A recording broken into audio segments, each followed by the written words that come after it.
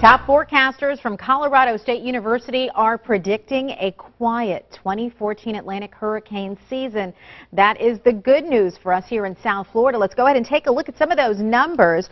The good news is it is below average activity that we're expecting to see, with possibly 9 tropical storms forming in the Atlantic Basin.